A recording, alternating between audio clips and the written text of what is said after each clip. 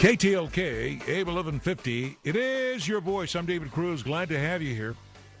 We are right now speaking about the jobs report that was released. Some people saying, well, the shutdown didn't have much to do with it. They can say whatever they want. Here's what I do know. While the federal stimulus program may be part of the solution for some, last time I checked, unemployed Americans are not the investors. So to kind of help peel the onion on this, we've invited our political analyst, Professor Peter Mathews. Thank you, Professor, for taking time to speak with me again. All right. Good to be here, David Cruz. All right. So, Professor, your interpretation, your view, your perspective on today's jobs report. It was very, very weak. In fact, the experts were expecting 180,000 jobs to be created in September. We only got 148,000, Dave. That is anemic. And it didn't even include the shutdown furloughs. That number will come in through October. We'll get that later on. That's right. So we may have had even a more dismal situation, and we threw it all together. Now, I'm not trying to be here as a naysayer, but you've seen these patterns and cycles long enough. The 7.2%, I said it's deceptive, disingenuous, because it doesn't take into account all the people who have left the workforce. Is it true, or do you have any data that suggests that some of these people are now also going on long-term disability and other programs just to survive? Yes, they are. And not only that, but they're growing in numbers because a lot of people just stop looking for work, Dave, and they're using other kinds of social programs like disability, long-term unemployment, and that doesn't last long enough for most of them. And then the shutdown and debt ceiling debacle has even made it worse for a lot of the folks in the unemployed and the underemployed market. So we got another thing is the fiscal policy on top of all of this. All right, go ahead. Fiscal policy. Let me get into that for a minute. Sure. That's been a drag on the economy. For example, payroll tax hikes, which started in January, and then across-the-board cuts from the sequester, which you know about all year, that's been happening, and the government shutdown and debt ceiling crisis. All of this has been a drag on the fiscal side, the taxing and spending side of the economy, which really hurts job creation tremendously and brings it down. All right. There is another report out also this week that really troubles me, and I want to ask you about this because I think it ties in to the present and future jobs outlook, and it's this thing about 15% of America's youth between the ages of 16 and 24 are neither in school nor working. What does that portend for us in the future? That is very, very dangerous for us because these folks are the next generation, and they will not be equipped for the 21st century. And look, that could also increase the crime rates. It includes the poverty rates and then less money in their hands to be able to buy things, which is a bigger drag on the economy. And, this is really a bad situation. We've got to get these folks into jobs, into training, into technical schools and trade schools. If you're in high school, you don't want to go on to college, that's not a problem. Mm-hmm. That shouldn't be a problem because we should have right away for you available a technical and trade school so you can get the skills that you need to make the products in America that are coming up. To get to work right away. Absolutely. Get to work right away. So that way you want to drop out of school. You'll be happy to stay in school and get the training in that field. In a moment, I'm going to ask you about AB 1955, or 955, rather, 955, because I want you to explain again what it means and what's about to happen. But let me come back and share with you the other report that's also alarming, and it has to do with jobs. It's this. We are now seeing fewer males going into colleges. I'm talking even community colleges than we have seen throughout the history of this country. What is going on with, is this coupled again with an anemic job situation that more women are going to schools but guys are not?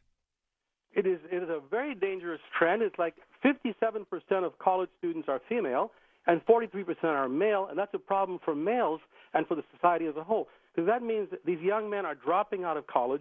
Many of them not even graduating from high school, and that is very dangerous in terms of losing a big part of our population for productivity gains. And that has to do with a lot of things in high schools and grade schools. Let me show you some numbers here.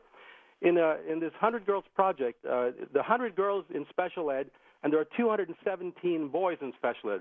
For every 100 girls expelled from school, K through 12, there are 335 boys expelled. For every 100 girls who are learning disabled, there's 276 boys. And one last one.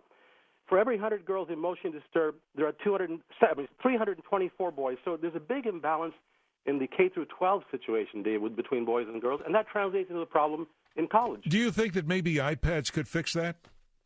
I was being facetious. What a disaster. What a disaster that's been. I was just being facetious. I know you were. And you have every right to be sarcastic and facetious because it's a total debacle over there at the LAUSD. It really is. Spending all this money on iPads, and we should be helping these boys, learn how to read and write and have tutors.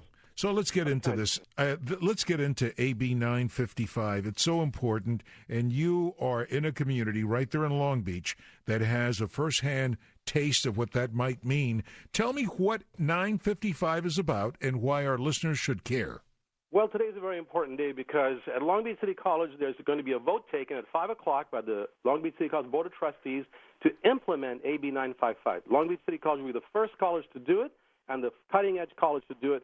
And what it's going to do is to create a two-tier tuition system where the students at Long Beach City College for winter session and summer will be having to pay $250 per unit, not $46 a unit. And it will be available for those who are wealthy enough to afford it, but not available for 80% of the students there who are low income and moderate income and are on fee waivers. So they're not going to get any help on this one. So it's a very bad situation. Of course, Governor Brown signed it, and Das Williams passed it and wrote it and got it passed. Now the City College in Long Beach is completely implementing it, and they're the ones who led on it. Actually, the president of the college, I believe, was a co-author of it, and he thought he was doing the right thing by making classes available. But you got to make them affordable too. Available is one thing, but affordable is another, Dave. You got to have both. Well, your role here is to be, the fact expert. I will be the commentator. I'll tell you something. This is the most misguided way to help improve the educational future for our community when community colleges are supposed to be the gateway into higher learning. Now these people are gatekeepers because a lot of kids can't afford it, and you're going to discourage and dissuade or maybe relegate some people to a permanent second-class stature in California. Yes, you are. As a matter of fact, I'm teaching one class at Long Beach City College this semester, a sociology class, and many of my students were very, very concerned that they wouldn't be able to afford this $250 a unit, and they wouldn't have a chance to continue their education, unlike what some are saying that, this gives people a chance to go through in the winter and summer. No, if you don't have the money, you're not going to go. So the stats are very, very bad on this, and we've got to change that by bringing money in from the state, Dave. The California state government is not a poor government. This is the largest economy and the largest country in the history of mankind, humankind, and yet we can't afford to pay for education? Of course we can.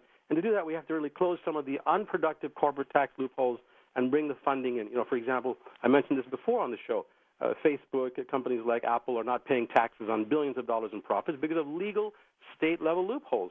Close those. Mr. Das Williams and those who say there's no money, let's help them understand that there is money, just has to be brought in to the Treasury. Well, that's why I called out Apple today on their deal. They've got a sweetheart deal with LAUSD. They're making off like bandits. In fact, they are, except they wear ties, or maybe not. Open-collar thievery is good these days. And yet they're not reinvesting back into the very market that feeds them. That's one. But the other thing is, and my final point would be this, give me your take on the federal stimulus continuing. My good doctor, if this is not affecting anybody as directly as it is Wall Street, how do we get the small businesses and the mom and pop shops that employ the bulk of Americans in this country, how do we get them back on their feet? You've got to bring that money in for the small business loan program at very low interest rates, and it could be a federal program. Another thing is to keep these federal government employees employed. I mean, we have the smallest civilian workforce. That's something else, Dave, here. Today we have the smallest federal workforce since 1966. So if you have these guys working in the government and get those teachers hired back, those firefighters and policemen, they will go out and buy the coffee shop, the sandwiches, the coffee from the coffee shop. The small business will prosper. But most importantly, bring that stimulus money that the Fed's putting into Wall Street, bring it to small business by direct loans and low interest rates. Bring it down to my street. Bring it down to Main Street. Main Street, yes, sir. My street, too, and yours. My good doctor, Professor Peter Mathews, thank you so much, our political analyst and often the commentator who helps to explain stuff. You know it and I know it. Numbers can lie and liars can use numbers. The fact is that we're going to get a revised labor jobs report, but you don't have to really go through reams and reams of paper or PDFs that are just forever. Let's get real. Just talk to the people down the street. Talk to the people next to you at a gas pump. Just ask them, how's it going? I do that all the time. Some slap me and ignore me. Some people just look at me and, do it anyway. But the thing is, you learn so much from just talking to one another. The solution in America is going to be us, because there is no cavalry coming. Have a conversation. Do it here with me and have it with your neighbors. Take back your community and take back the checkbook, too.